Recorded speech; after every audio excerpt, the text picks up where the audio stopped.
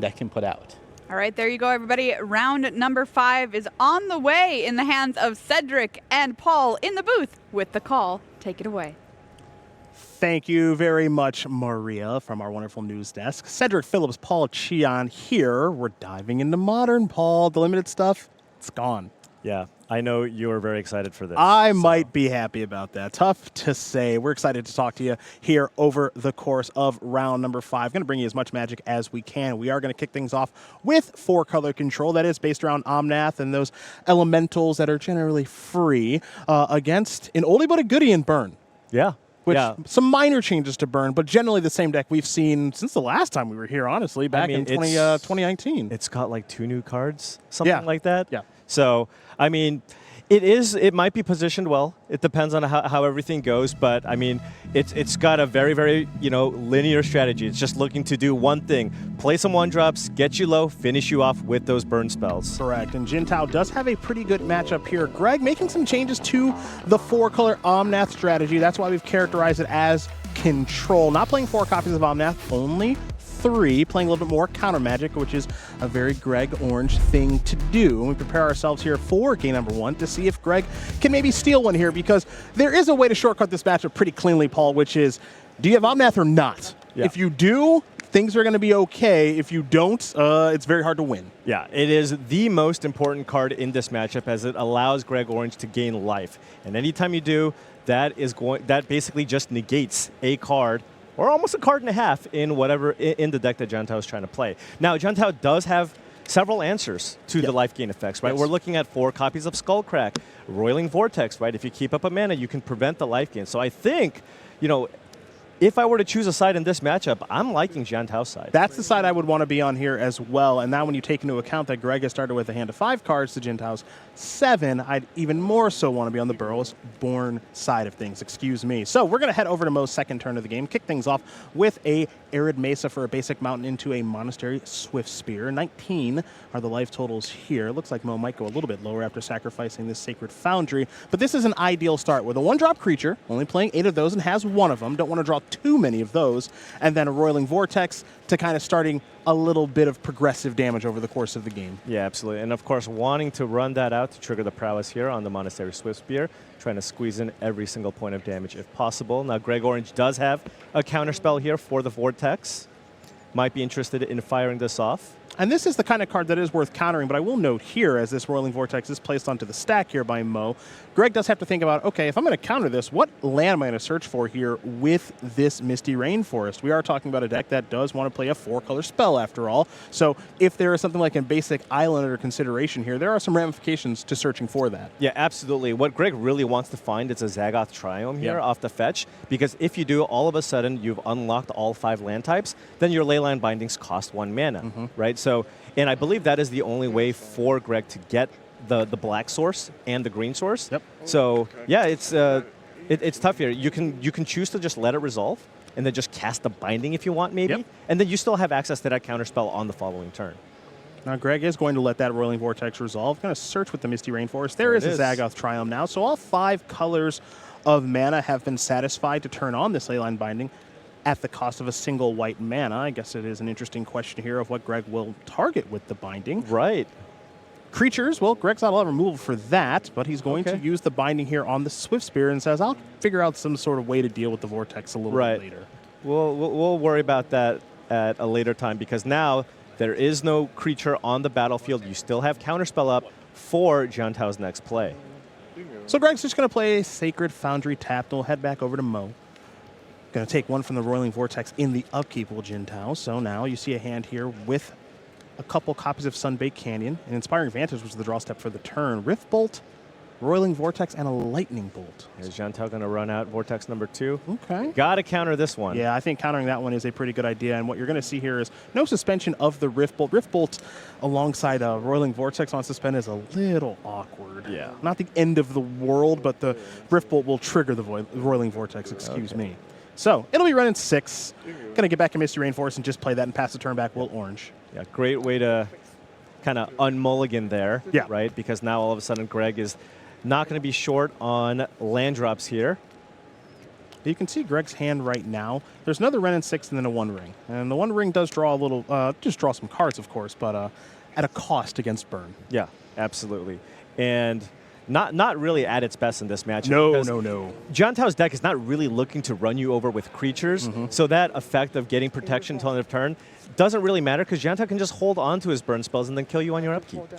In response to Greg sacrificing this Misty Rainforest, it's going to be a Boros Charm that is cast here by Jiantao. So, yeah, already down to 8 is Greg. You have to assume here that's going to be some sort of land that does enter the battlefield tapped. It's a great time to get a Ravnica Shock land. It's just a decision on which one's it going to be. Yeah. It looks like it's going to be Hollowed Fountain. And normally we would say, hey, Omnath is kind of the card that you're looking for, but with the Roiling Vortex in play, that kind of counters the life gain effect. Yeah, and this is the big change that's been made to this deck by some players, which is get the Eidolon of the Great Revels out, get some number of Roiling Vortex into the main deck. Here for this weekend, Mo's got 2 main and a couple on the sideboard. We've seen some players, though, come to this tournament with 4 in the main deck. Yeah, absolutely. It is that powerful of a card. Yeah, I mean, right now, I mean, that's kind of what's changed in Modern since the last time we've had the Pro Tour. The existence of those elementals, those evoke spells, all free spells, right? Along with Force of Negation just being also a very powerful spell that people play. Now all of a sudden, every single deck basically has free spells that they play. So this Roiling Vortex, anytime you just get somebody with the trigger, I mean, that's so much damage. You saw a Sunbaked Canyon get sacrificed there from Jiantao on the end of Greg's turn. So a new card plus a draw step means 2 new cards. Roiling Vortex did trigger, so Mo is down to 15. And it looks like another Sunbaked Canyon is going to be the land for the turn. Flooding out a little bit, but if you are going to draw lands, those are the best ones to draw. Absolutely. You can just use the Sunbaked Canyons to just find the last few points of burn to kind of finish things off. This will be a Goblin Guy. Now, it can not deal any damage to Greg, so it's going to deal a little bit of damage to Ren. Right, given that the ring was cast this turn. Greg finds a Solitude. Just a nice card to flash in, right? Yeah, not nice a bad lifelink creature. Not a bad card to flash in, of course, with that Roiling Vortex hanging around. Not as good, of course. Yeah, and a lot of mana hanging around here for Jiantao. You're going to see the Goblin Guy. Looks like it's going to get pinged by the Ren in 6. I'm assuming this is going to be another Ren here. Yep, that is a correct guess. So that's going to finish off that Goblin Guide. And I think it is notable here, partner, as you see Kahira is going to be added to the hand, that you didn't see an activation of the 1 ring. No, you didn't. That was just, I'm going to play it and just leave it kind of in play until maybe Greg can find a way to reset the ring. Draw some cards and then reset. Yeah, one of the more expensive fogs that you're going to see. Not going to draw any cards here. It's just too risky. I mean, that card could possibly just get boarded out in this matchup. It would not surprise me. Yeah. It is kind of high upside, but it's also kind of walking a real thin line. Here we go, and that's a skewer. Yep, and that's going to do it. Lightning Bolt and Skewer the Critics means that Jiantao is going to win game number 1 here very simply over Greg Orange. And as we said kind of at the jump, the matchup can be very straightforward. Do you have an Omnath or not? If you don't, the chances of you winning are very low. Yeah, I mean, that's the thing with Greg Orange's deck. It's a control deck. Does not win very quickly, and that just goes into Jiantao's favor. And oftentimes you can kind of beat the burn decks if you want to, but you need to have the sideboard for it, right? Yes. But Greg basically has nothing. Yeah, Greg is kind of avoiding this matchup or hoping not to get paired against it, which is kind of one of the best solutions to beating burn with this kind of deck, which is I don't have enough cards that I can sideboard in a meaningful way, so hopefully I don't get paired against it. Bad news for Greg, of course, is that the pairing is here. Yep. Yeah.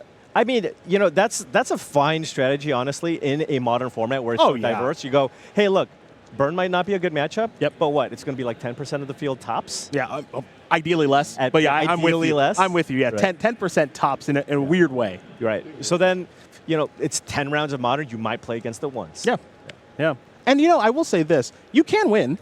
Yeah, it's hard. It's hard. You know, it's not a 0%er. You can win. Omnath is that good, but especially with Jiantao's build of this deck, he does seem prepared for this matchup. Yeah, I will say that with the main deck copies of Roiling Vortex. So Greg did mulligan a little bit here. Didn't start with 7 cards while Jiantao did. So he saw a Lava Spike to kick things off for Jiantao. Greg also did sacrifice a Flooded Strand, so that's why you see 16 for the life total. Looks like we're going to see a Boros Charm here. Yeah, and in this matchup, you generally just kind of let it rip. You do need to get your White Swords of Mana with some of those fetch lands. So that's the Sacred Foundry, and here is the Lightning Helix right now. Okay. So that's going to deal 3 and, of course, gain 3. Jiantao's life total never really under duress in this matchup. No. And now Rolling Vortex, a very nice draw step. Going to be another Sacred Foundry, so Jiantao's going to fall down to 18. And it's a consistent source of damage, so when you have the opportunity, you want to get that Vortex rolling as quickly as possible. Absolutely. And here is the Vortex. Don't have to worry about the card actual counterspell, given the lands that Greg has up. Maybe there'd be a Force Negation there. There's not, but there is an answer in Wear Tear. Wear Tear. Okay, Greg recognizing how powerful this enchantment is, bringing in a Wear Tear out of the board. And that's a narrow answer, because there's not a lot to kill with Tear in this matchup. It is just the Vortex. Yeah, but that goes to show you just how good the Vortex is against Greg. Right, again, not that many cards out of the board, and also we talked about how the One Ring is probably just not a good card in this matchup. Yep. Dress Down also is a card that Greg plays. Yep. Doesn't really do anything there either. So doesn't do much of anything plenty at all. of dead cards to board out, so just got to even bring in cards that get maybe 4 targets. Looks like it'll be Monastery Swift Spear now. And that's going to come across into the red zone. That one's going to get taken care of by a more expensive Leyline Binding, but gets the job done nonetheless. Yeah, Greg's got a handful of removal spells, but now no counterspell available, so firing off his most powerful burn spell here. And this is very nice sequencing. Shields are down. Right. No reason. I know they're instants, but instants can be played as sorceries. All right, down to 3. That's right. So just let it rip. And Greg, you're going to need one heck of a draw step. Solitude, not ideal here. This is just a common play pattern with the burn deck. It's like, all right, I got no cards, got you down to 3. Yep. Off the top, let's go. One of my lands is a Sunbaked Canyon most of the time, so I get a couple of draw steps at it. Now, if you're Greg, you hope to fade. Right. That's all you can do. You do have one counterspell to take care of one burn spell. And now if I'm Jiantao here, let's say I did draw a burn spell for the turn, I don't have to cast it right You away. absolutely do not fire it up. Yeah. You just wait. Yep. You can wait. Basically, though, now as a burn player, what you want to do is wait till you draw maybe 2 burn spells or 3 burn spells, depending on the mana that Greg has available and what he's representing. You want to be able to use multiple burn spells to finish their opponent off. But it looks like Jiantao just going for it here. Yeah, this is favorable for Greg. This is the kind of thing that can maybe get him back into this game. Now, again, looking for Omnath, but did draw another copy of Counterspell. Okay. So now, if Greg can ever, as you see, Sunbaked Canyon is going to get sacrificed here, if he can ever get Solitude on the battlefield, could come back into this game. That would be huge, absolutely. If you can find an untapped land that doesn't do too much damage. Yeah. Now, there's not a big difference between 3 and 2, right? Because all the burn spells deal 3 damage or more. Yep. So Greg's going to add Solitude to the hand while still representing Counterspell. Misty Rainforest can search for a basic island. So, and now this is, look, this is what it looks like. Just going for it? Okay, all so right. here's Rift Bolt. All right, down to 2 goes Greg Orange. Now, the problem is, though, he's going to fetch a basic island. That means he doesn't have the mana to cast the Solitude in his hand. And that's a bit of an issue right now, but still alive. Right. And now you're kind of hoping, if you're Greg, if I'm going to get a lucky here, I need you to draw a couple more lands, maybe like a Searing Blaze-esque card, just a creature that I can answer. I mean, none of it's good. Given that you've seen the way that Jiantao plays, which is where if I draw a burn spell, I'm just going to target it. Yep. Perhaps you didn't want to put the Cohera into your hand. Just keep up Counterspell and make sure you can also fetch for the white source so that you can run out the Solitude. No, that's a very good point. It's a very, very good point. Take a look at the draw step here. I believe that is Chalice of the Void. Okay. Chalice for 2? Well, I like how you question mark that, because there's not a great answer to this question. Because also, first of all, your deck has Counterspell. Your deck has Red and 6. That is true. So Chalice for 1. Okay, so here's Chalice for 1, and now here's Cohera. All right, 2 damage, 2 casting cost burn spell off the top. Well, that was a skull crack sound, my friend. Skull crack. There you go. Well, it's okay. So it's not over yet, because you can Solitude your own creature. Absolutely right. So you Solitude your Cohera, gain 3 life. Now, this isn't the prettiest sequence we've ever seen, but alive is alive. Okay? Alive is alive. Do what you got to do. Okay. So now, if you're Greg, how can I win? You draw a lot of 1s. You draw a lot of lands. I draw Omnath. Okay. Really, Greg? Well, land? Land is perfect. Yeah. Oh, my goodness. Come on. Even Jiantao's giving him some. So and now there's no draw step for Jiantao. There's no draw step and immediately concedes the game. There's no draw step to get back into this. Wow. Perfect runner. Nothing is funner. We're getting ready for game 3. Unreal. I did not think Greg was coming back from that one.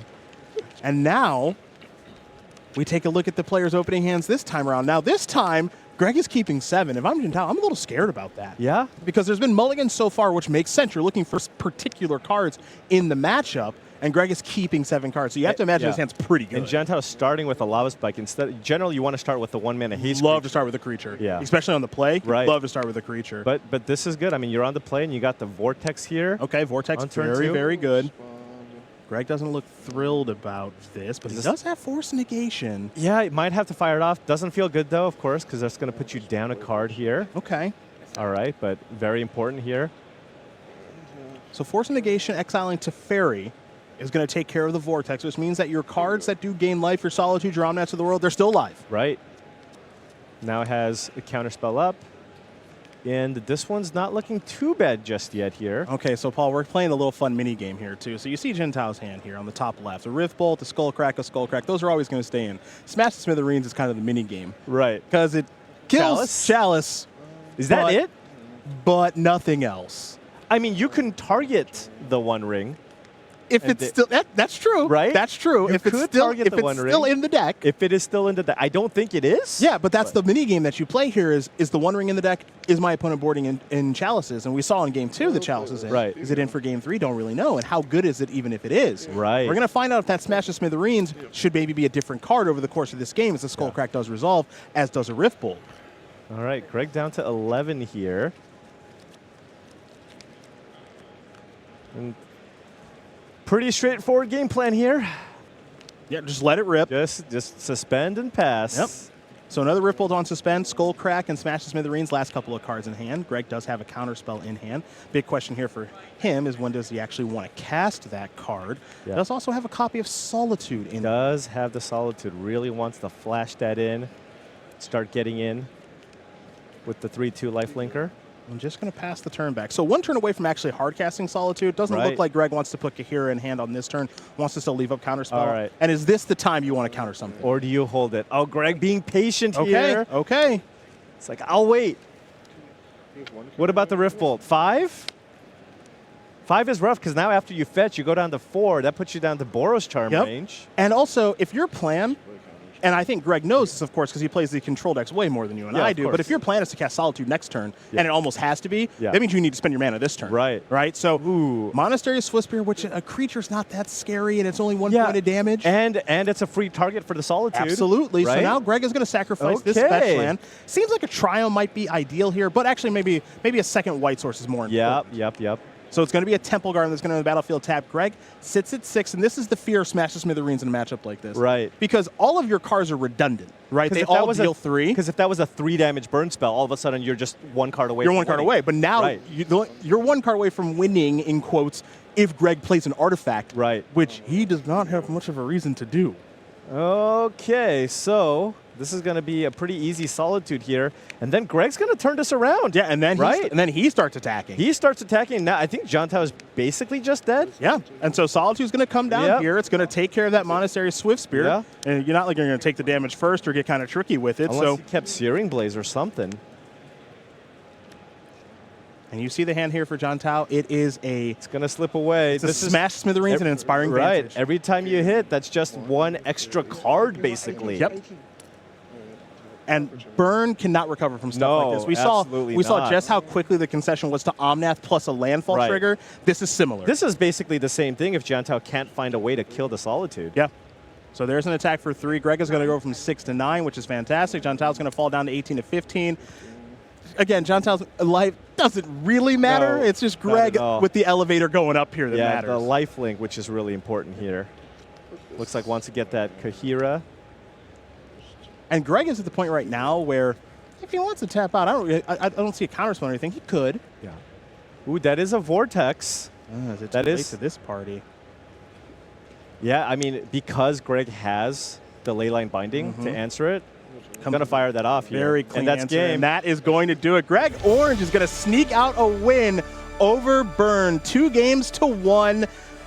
The changes to the deck actually kind of important. Again, not really focusing on the Burn matchup, but a card like Counterspell, which most of these 4-color Omnath / control decks, they don't play it.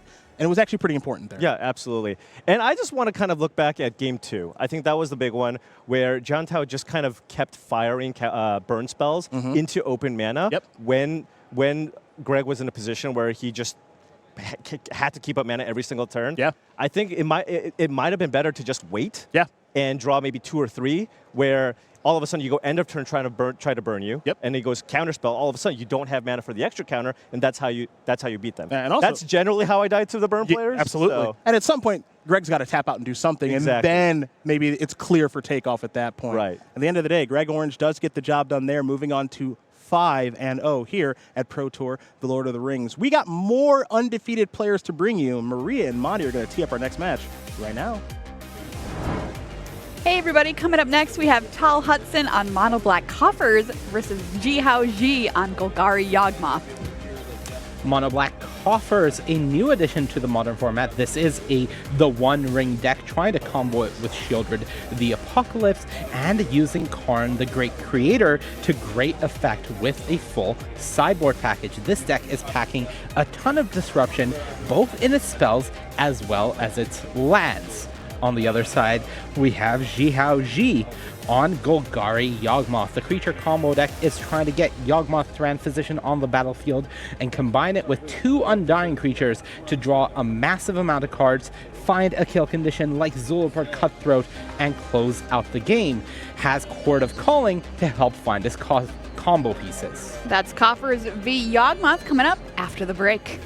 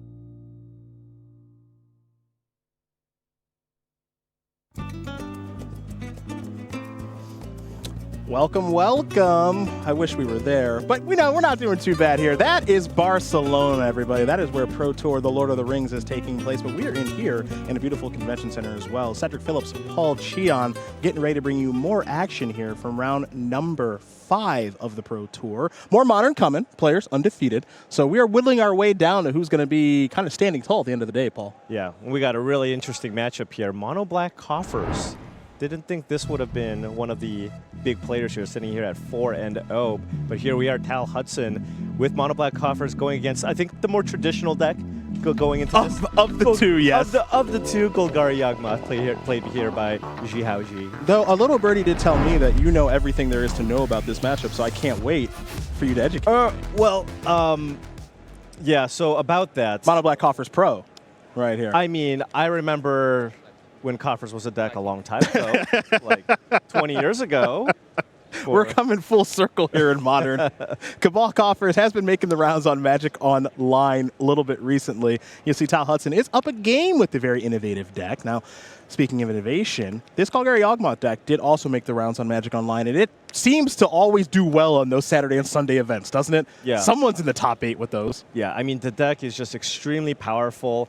Of course, it's got that combo with Yawgmoth and the Undying creatures, but the thing that makes this deck so powerful is you can just win playing a fair game of Magic. Yes. You just curve out, play the Bowmasters, a new addition to the deck with the Yawgmoth, and then whenever you just play Yawgmoth, you don't need to combo off. Nope. You just play the Yawgmoth, draw 3 cards, and often that's enough to win you matches. March of Wretched Sorrow is going to take care of the brand new Bowmasters, as a young wolf has been already played this game. And of course, you do see the Amass 1 there for Zihao. And now it'll be a Blooming Marsh. Going to take a damage from that Nurturing Peatland, which means the mana is working for the Golgari player. And this. The beatdowns aren't too bad as well. Strangerroot Geist. The Undying creatures are here. One of them does have haste in the Geist, as Hutson going to fall down to 15 very quickly here. Yeah, and Tal, you know, playing the controlling role in this matchup really just wants to keep things clear and then survive until he can get to the point where he gets up to 7-8 lands with the Cabal Coffers, and then take over the game that way by playing a Karn and then getting one of his many extremely powerful effects out of the sideboard. You'll see a Demolition Field activation there to take care of that Blooming Marsh. One thing that this Mono Black Coffers deck does do is play a lot of copies of Demolition Field and Field of Ruin to be able to slow down decks like the Tron. So kind of built a good matchup into their deck there. Those effects, though, less good here. Yeah, absolutely. I mean, the nice thing, though, is most decks in Modern only play 3-4 basic lands. Yep. So as a result, eventually you get to run them out of their lands, and you get to cash those Demolition Fields into swamps, and ultimately you want all swamps in play to, of course, power your Cabal Coffers. Relic Progenitus off of the untapped swamp from the Demolition Field does a little bit of exiling of the Greatheart as we head back Xi's way. See if there's maybe a 4th land and a Yawgmoth coming here soon. Yeah, Xi just wants to put maximum pressure here. He wants the game to end quickly because Tal has the advantage in the late game. Yes. So for Golgari Yawgmoth, it does play a fair game quite well, but it also does have quite a few options. As you see, Beseiju is going to be the land for the turn. Yeah. Let's see what the follow-up is going to be here. Yawgmoth would be ideal. Yeah, that's the perfect card. Another really cool card out of the sideboard is Elven Chorus. Okay. Really, really great in this matchup. Black decks do not have good ways to deal with enchantments. Ooh, and that is an Elven Chorus here in play. Well, creature? Speak of the devil, there is the Elven Chorus. Look at this. All right, finding action from the top. You can have some pretty silly turns if you can manage to have a bunch of creatures on top of your library. So this will make sure that flooding is basically going to be kept to a minimum. Right. Right. By being able to play all of these creatures off the top of your deck, you're already a deck that does play a boatload of creatures in the first place, and you are searching for one key one. Now this will be a very powerful creature in Shieldred, the Apocalypse. Right, absolutely. And not too many answers from the Golgari side for a Shieldred. You do have 4 copies of Grist the Hunger Tide, so that would be something that Zihao would be interested in. Now remember, Grist is a creature, so you can also chord for it if you do still have that after sideboard. You see some mana being reached for already, so I'm curious to see what she is up to this turn. Looks like some real plotting is taking place. Yeah. There's a Peatland sacrifice if it does come down to it, in desperate need of a new card. Right. I mean, with the combination of the Elven Chorus, I mean, Zihao has so much mana. It's a lot of mana. Turn. Yep. Yeah. And it looks like, as you see, Zihao rearranging the lands a little bit because it appears wants to keep the Peatland available. So going to figure out which creature to tap for mana. It's going to be Strangleroot Geist, and now it is Yawgmoth. Okay. Oh, there it is. And he has the combo online right now.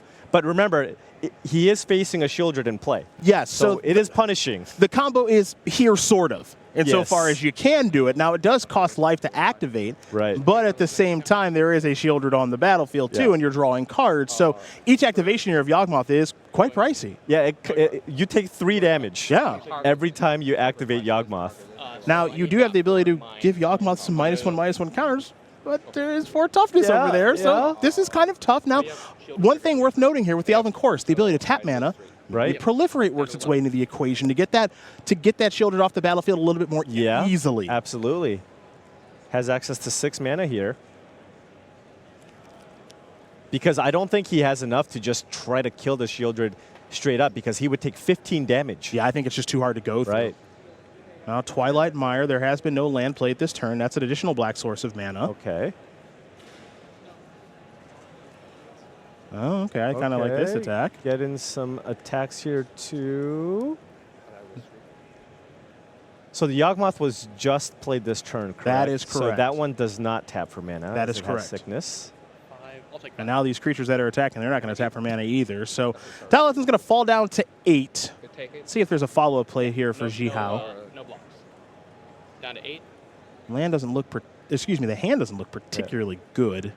I want no real way for Zihao to get in for more damage here, I don't think.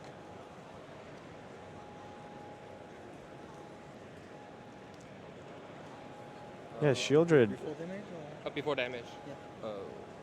Looks like he might have an effect here before damage. Players are communicating a little bit back and forth. We'll try to communicate that to you watching at home. Feels like a chord here, right? If you're tapping something. Gotcha. Right. And black shuffle. So the Peat Land's going to deal some damage. Okay. This is disc. Okay, so this is Oh, proliferate. proliferating. Yeah. So pumping, you can add +1/+1 counters here. Correct. And add a -1/-1 counter onto the Shieldred. So we're getting aggressive here. Yes, yes.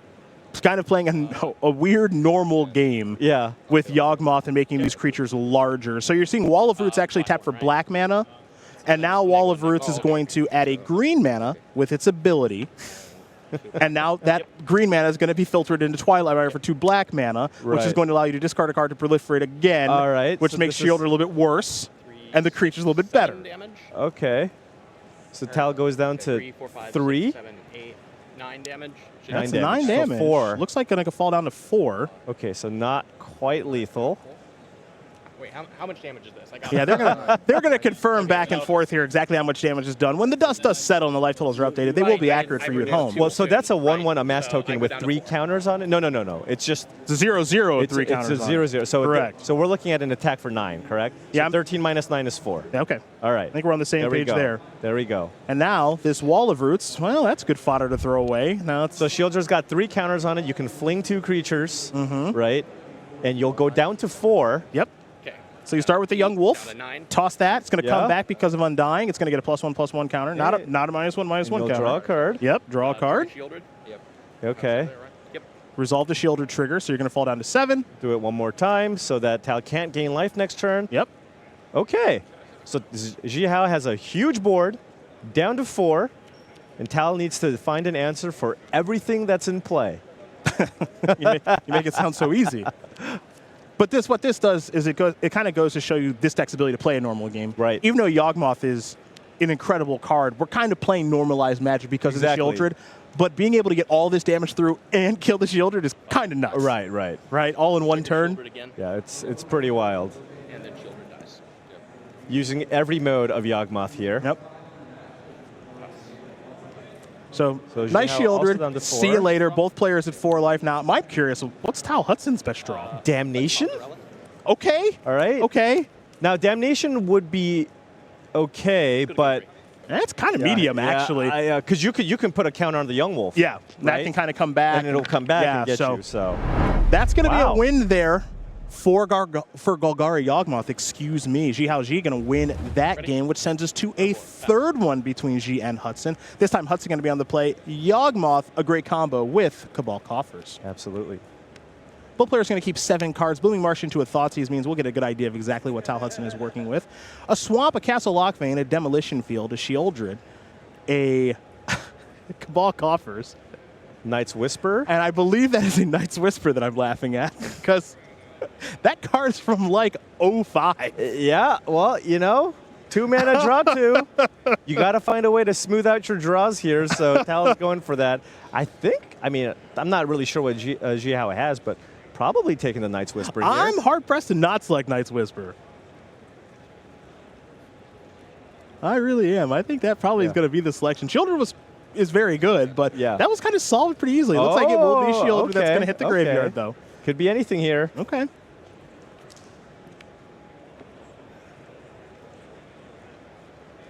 So assuming we are correct that that is a Knight's Whisper, and it course is. it's a Yeah, Knight's okay, Whisper. it is. I'm used to the old art. Yeah. Over there, we got the new art here in the Right. mid. 2 cards, 2 life. And Tal Hutson is going to pass the turn back. Originally from Drop my whole hand. 5th Pass Dawn. the turn. It's been a while. Yes, it has been. It's been around. You saw Demolition Field was the second land there for Tal. Again, when you have Urborg, it is already a swamp as well, so no reason almost to not play the colorless land. Yeah. So what do we have here? Strangleroot Geist maybe? Wall of Roots? I'm just going to pass the turn back. There is an Orcish Bow. Bowmeisters. Wow. Bowmasters. You almost slipped. I almost did it, Corey. I almost did. I almost gave you what you wanted. Jihao's just going to pass the turn back. Coffers into a Relic. Relic you? Going to activate the Relic right away, will tell Hutson, so that Thoughtseize is gone for good.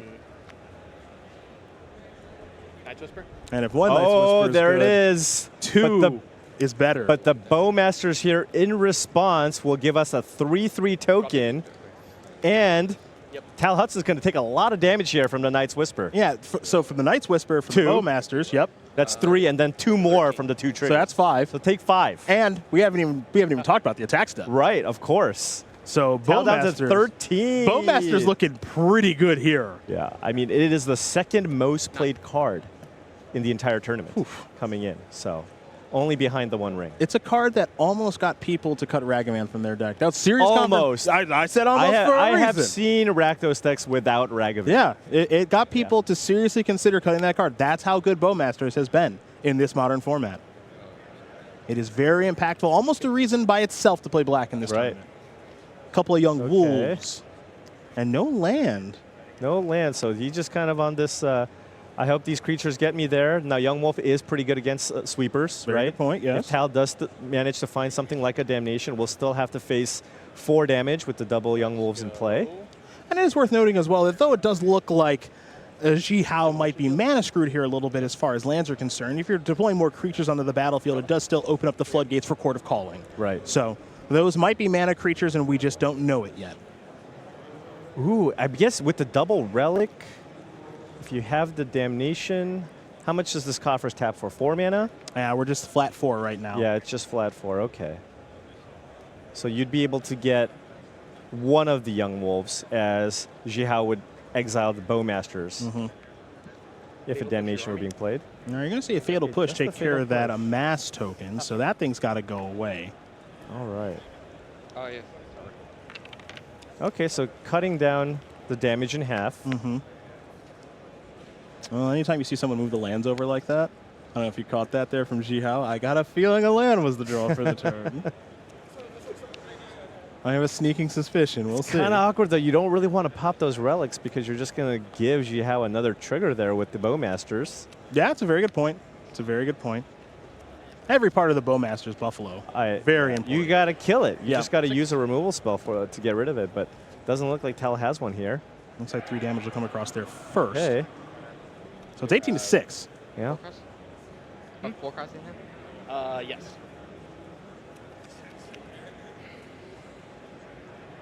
Let's see what the follow-up here is going to be. It's just going to be passing. Just It looks like nothing. maybe passing the turn, so no land drawn. All right. What do you have? What are you working with here, Tal?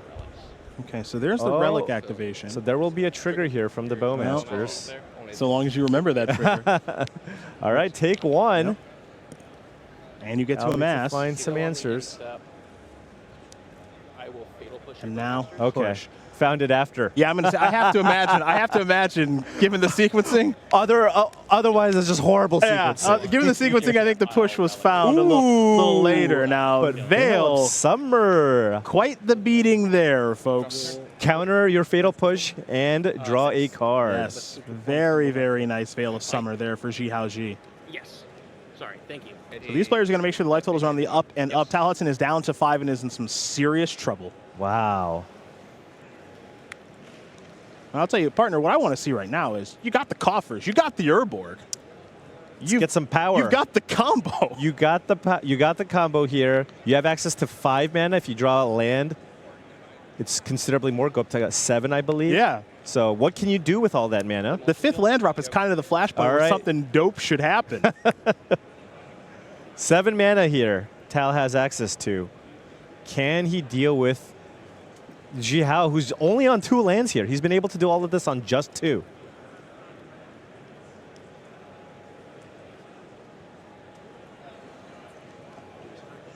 we're fiddling with those. It's just passing the turn. Nothing? What do you have? Do you have a March, maybe? March would be great. March of Wretched Sorrow. Okay, well, Gain a bunch of life. we're tapping right? some manas. This is 5, Down. 6. I'm going to demolition field. All right, Oh, so it's going to be just it's going to be a field activation first. So I think there's a lot of floating of mana, and it's going to be a field activation at least first. Okay. That's what it feels like. What does that accomplish? Powerless. Okay. Because you have the Urborg with the coffers already, right? Sure. You're trying to screw up something for your opponent. I'm not entirely sure what.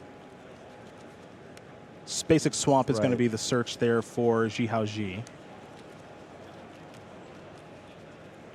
Is he just going for a double demolition field turn here or something? This might be premature because I think I'm gonna. Let's Sorry. see. Are we going to field again? Down I to- think yeah, I'm gonna- that's what sorry, he's I'm gonna use what the he's other doing. one. I'm Okay, sorry. okay. Okay, so Going he's down still to he's one. got a mana floating. All right, I'm destroying all of your lands. Yeah. So now there's a forest and a swamp here for G. I guess you can't get Strangleroot Geisted here off the top. Okay. Technically true. That is technically true. Although if he had one, he probably would have cast it already. So what is coming here? I From don't top. know. I mean, that was your best play with 7 mana? That is one of the plays. Oh, no. Graveyards? Yeah. Okay, so Isn't he just dead? look, it's not looking good. It's not, I don't know what's going on, but none of it's good for Tal. Was Tal just thinning out his deck to try to find a removal spell? That has to On be. your upkeep. I will. That has to be. Okay. Okay, so now. Okay, so this is But you- Shieldred's Edict. Okay, sack a token. Okay, So okay. go to 1. Hey, still alive. 1. Still alive. All right. Okay. Wait, that's a That's a Pendelhaven. Yeah, okay, not alive. Four. Not alive. And That's gonna unalive. do it. Xiao Ji's gonna win this game and match 2-1 over mono black coffers. Wow. Yawgmoth doing it in unconventional ways. I mean, I talked about it before, right? You don't have to necessarily just combo them out. And this one was just kind of a scrappy win, just with Yep. a bunch of young wolves and bowmasters just doing its thing. Yeah, this is a thing that this deck can do. It doesn't happen all the time, but it's good to have a backdoor. Yeah. Right. I'm just gonna kind of do some stuff with creatures, and it might be good enough. Right, and it got there. I mean, I don't really know what Tal was working with there. He looked like he basically just kind of had nothing there. See, So we'll never know. we will never know. know. I can ask him. I'm just going to find him now. Just ask him. How's more Magic sound? Christian Love it. Calcano sound good to you? We're going to head that way right now. Going to be watching Mono Green Tron against our most played deck here this weekend in Rakdos Evoke Partner. Yep. And this is kind of one of those matchups where if you're on the Tron side of things, you just go, well, do you have it? Right? Do you have the Feign Death into one of the 1-drops? Because now Grief, of course, is fantastic. It allows you to slow down their mana development and prevent them from finding Tron. But at the same time, Tron also has a lot of trouble with just a 4/4 double striker turn 1. Yep. Not very much interaction in that deck. And depending on who you ask, some players say that the Evoke deck is favored, some players say the Tron deck is favored, but I think all players say it just really depends on what their opening hand looks like. Absolutely. So we're going to see what the opening hands do look like as we join this one in game number 3 here for Calcano. Okay. It is a Tron piece and a Relic of Progenitus, but more importantly here for Okamura, it's 4 cards in the opening hand. Yeah, that's rough. And now if he mulliganed to the perfect 4, especially with this fetch land, right, could still get there. It is possible. Right? You would need the 3 perfect cards. And this isn't a bad Okay, start. or just Ragavan. Yeah, now this isn't a bad start. Now Tron is less worried about this one on the play than they are on the draw, and Right. certainly when the opponent does mulligan to 4. But it could have gone a lot worse Absolutely. for Calcano. That much we know. It's going to be a chromatic star here for Christian, and now it's going to be an Urza's Power Plant alongside that Okay. mine. He'll sacrifice that star presumably for green mana, so a new Yeah. card coming. Ancient Stirrings, maybe. That's the nuts. There There it is an is. Ancient Stirring. So just missing. Oh, just right at the top. I was going to say. Right at the top. I was going to say missing the Tower of Any Power. towers? Yep. No tower, no problem. Got a tower. Turn 3. I guess we don't know Christian's hand. Right. And remember, hey, it's possible that Marei has a Blood Moon in hand. It's also Right. very true. You got the Ragavan attack. You could potentially play a Blood Moon here. It's very true. So Calcano's going to think about, and this is notable, they're going to be taking an Oblivion Stone. So here. already had the natural. Well, we'll see, right? Because I don't know if it's like we'll see Christian's hand as it evolves Okay, next turn. yeah, yeah. It's entirely possible that Calcano's thinking the same thing that you are, which is, what if Play my around opponent plays a Blood Moon, and I play an O-Stone, and we play a normal game, Yeah, sure. right? Because how can I lose this game? Right. Is something like a Blood Moon. So Ragavan's going to connect, reveal Forest off the exile. Now here is a thought. Okay, now we'll know. All the secrets will be revealed. Okay, now he's Tower. got the tower. Come on, Okay, come on. all right, Who all didn't, right. who didn't think? Yeah, he had the yeah. tower? Come on, come on. Okay. Tron kept 7? No Tron, huh? Right. I don't believe it. See, an Urza's Tower, an Ugin the Spirit Dragon, Chromatic Star, Relic of Progenitus, and Oblivion Stone, the options here for Okamura. Yeah, and I think I saw a Pithing Needle here on Marei's side. So can just play a Needle here on the O-Stone.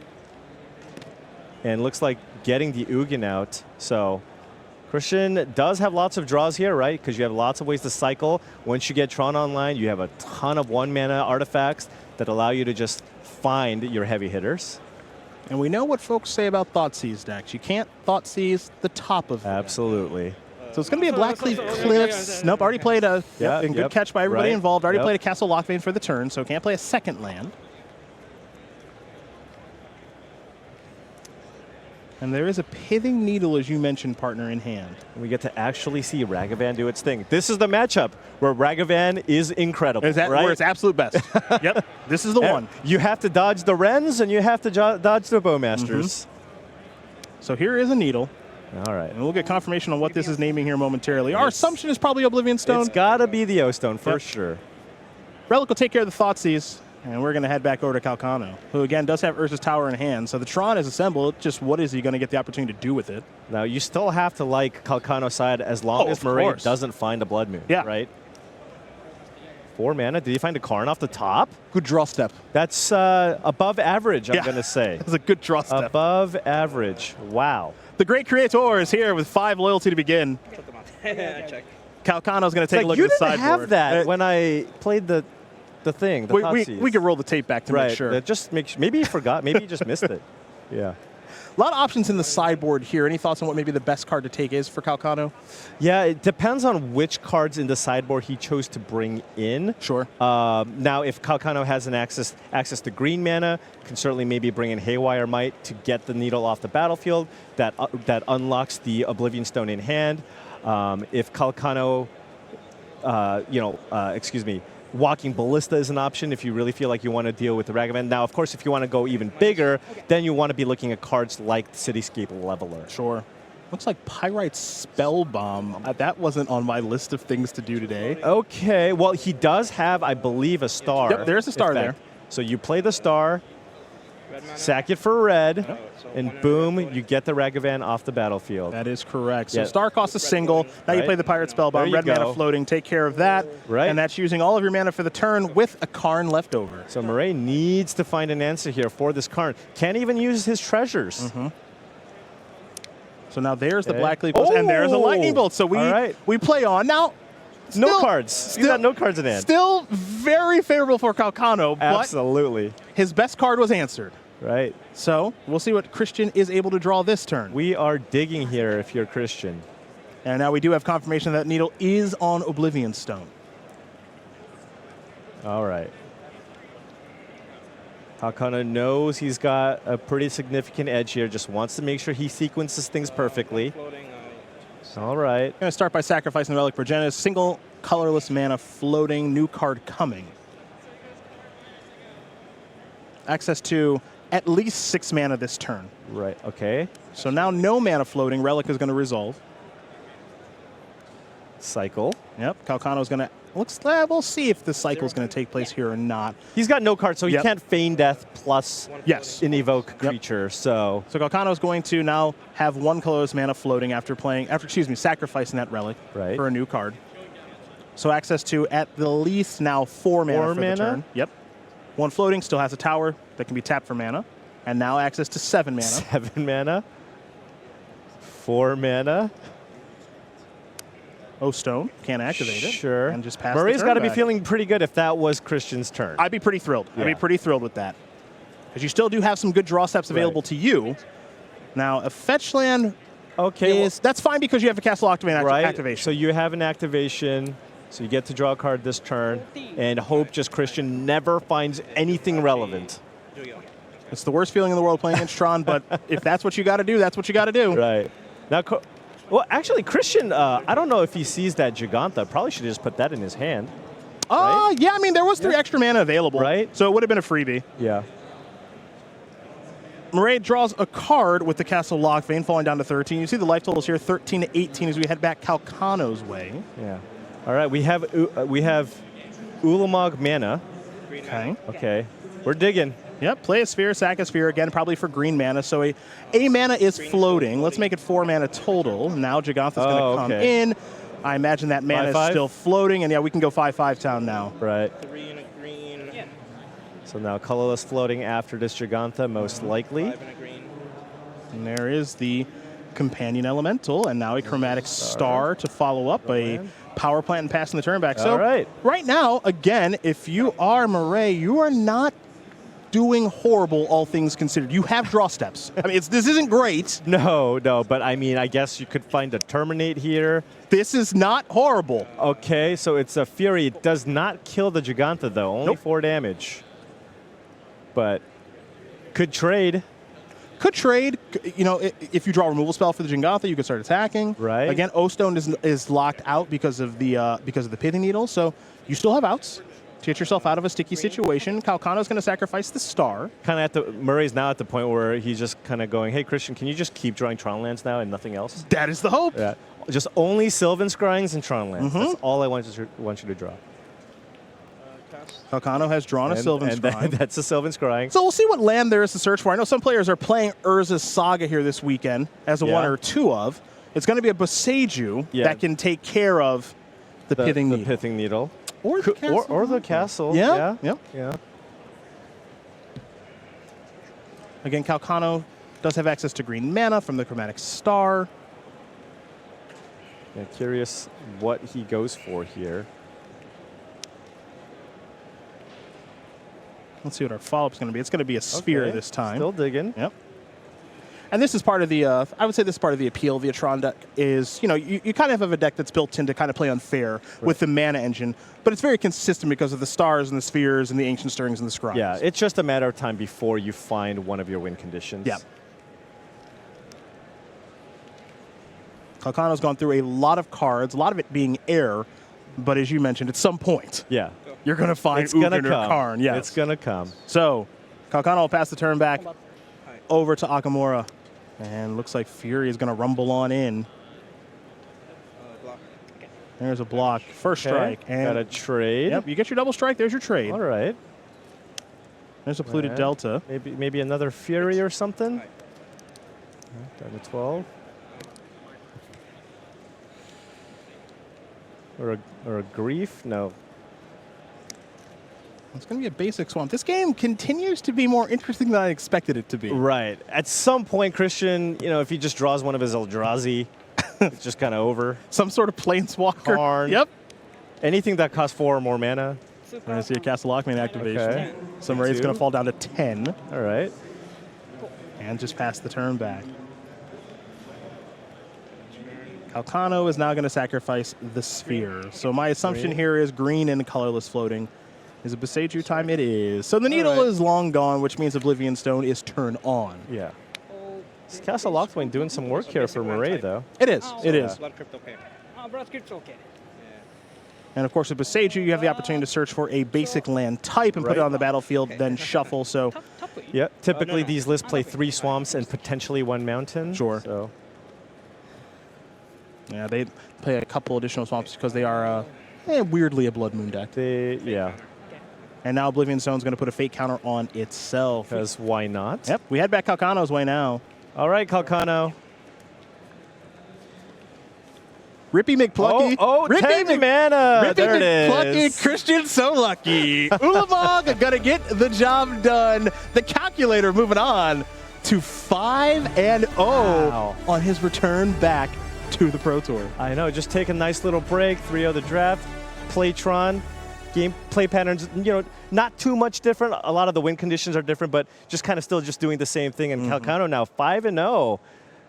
putting himself in some nice position here. A right? very, very, very good. nice start. I mean, again, right now we are in the portion of the tournament Yeah. where we still have a handful of undefeated players. Oh, You know, yeah. we're whittling it down from, 20 to 10 to 4 to 1 who's going to be standing tall at the end of the day. Right. And I don't know if Christian Calcano thought he'd be one of those players or not, but he's well on his way. Yeah, absolutely. Tron, it's been around. It won the last Modern Pro Tour, right? Yep. Could win this one too. Yeah, absolutely could. So, round number 5 in the books. We got a couple more to bring you, but we're going to head it over to the news desk. That means you get to hang out with Maria and the crew right after this.